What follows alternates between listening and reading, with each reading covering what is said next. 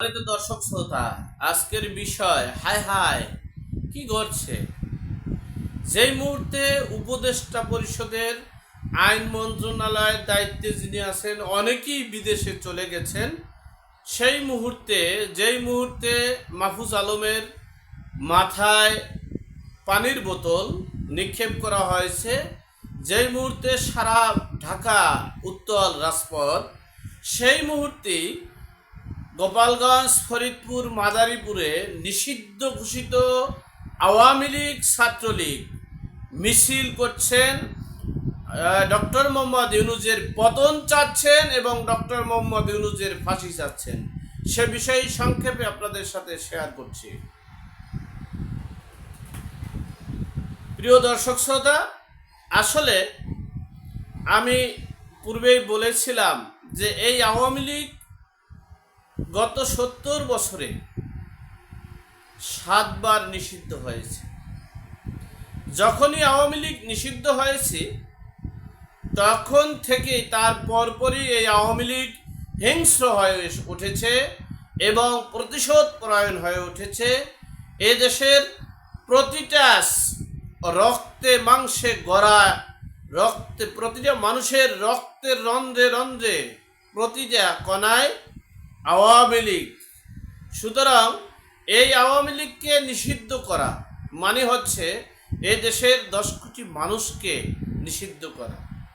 কোনো সরকার সাহস করেনি, কোনো রাষ্ট্রের মদদে বহির্বিশ্বের কত চক্রান্ত শুরু হয়েছে।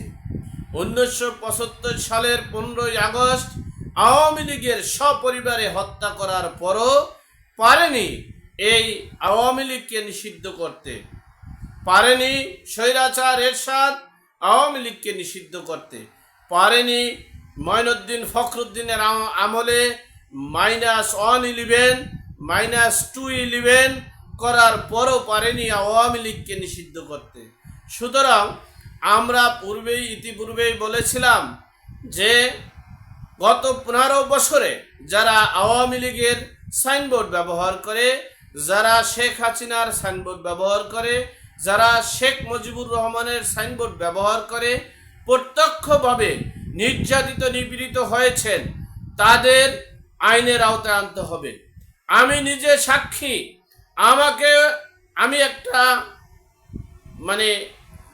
একটা সালিসিতে বৈঠকে শেখ পরিবারের একজন অর্থাৎ শেখ হাসিনার চাচার সাথে বৈঠক করেছি। তখন তিনি বলেছিলেন এক ভিকটিমকে যে ডাঙ্গায় বসে কুমিরের সাথে যুদ্ধ করা যায় না, সেই আওয়ামী লীগ, সেই ডাঙ্গার আওয়ামী লীগ, সেই যারা ডাঙ্গায় থেকে এই মানুষদেরকে নির্যাতন নিপীড়ন করেছে, তাদের বিচার আমরা চেয়েছিলাম, তাদেরকে সর্বোচ্চ শাস্তি চেয়েছিলাম।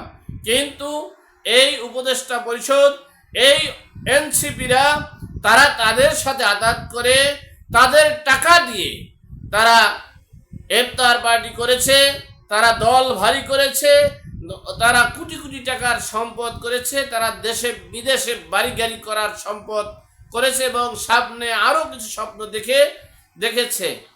এরপরে তারা এই বাংলাদেশের 10 কোটি মানুষকে নিষিদ্ধ করার জন্য প্রস্তুতি নিচ্ছে।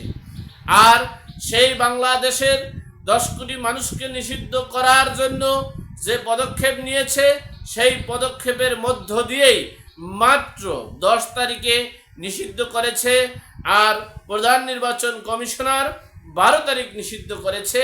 আজকে 15 তারিখ সারা ঢাকার শহর উত্তাল হয়ে পড়েছে, যেখানে অনেক উপদেষ্টা যিনি এই আওয়ামী লীগকে নিষিদ্ধ করেছেন, তিনি কিন্তু বাংলাদেশ ছেড়েছেন।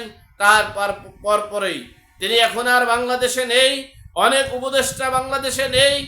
সেই পরিচালক, যে প্রধান উপদেষ্টার যিনি পৃথিবীব্যাপী শক্তি তার আছে, সেই শক্তিকে ব্যবহার করে 1971 সাল থেকে অদ্য পর্যন্ত অর্থাৎ 54 বছরের ইতিহাসকে আকাশের সাথে মিশিয়ে দিয়ে নতুন ইতিহাস তৈরি করবে।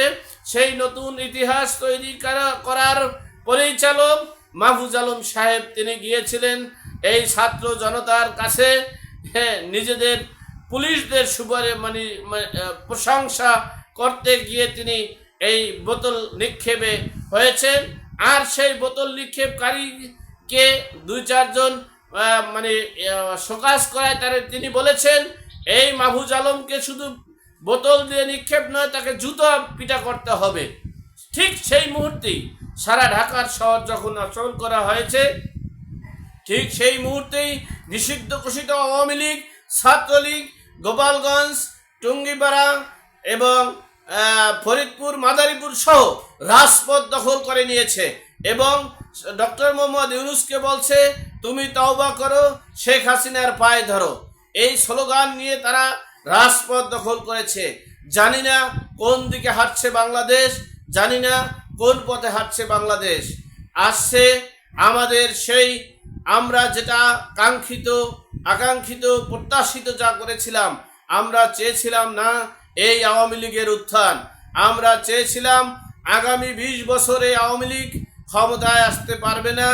আওয়ামী লীগ যেভাবে রাজপথ দখল করেছে, টুঙ্গিপাড়া, গোপালগঞ্জ, ফরিদপুর, মাদারীপুর সহ বাংলাদেশের আনাচে কানাচে যে রাজপথ দখল করে শোডাউন করেছে, যেটা বিশ্বের ইতিহাস বিরোধ, যেটা বিএনপি তৎকালীন সময় বিএনপিও এভাবে এত বড় শোডাউন করতে পারেনি। সেই শোডাউন নিষিদ্ধ ঘোষিত ছাত্রলীগ, আওয়ামী লীগ শোডাউন করে হয়তোবা আমরা সেই পতিত সরকারের শাসনই মনে হয় দেখতে পাচ্ছি। এই অপকর্ম, এই উপদেষ্টাদের অপকর্ম এবং এনসিপিদের অপকর্মের কারণেই আমরা সেই আওয়ামী লীগের শাসন আমল দেখতে পাচ্ছি। আল্লাহ আমাদের সকলের বিপদ আপদ বালা মুসিবত থেকে হেফাজত করুক, আমিন। আসসালামু আলাইকুম।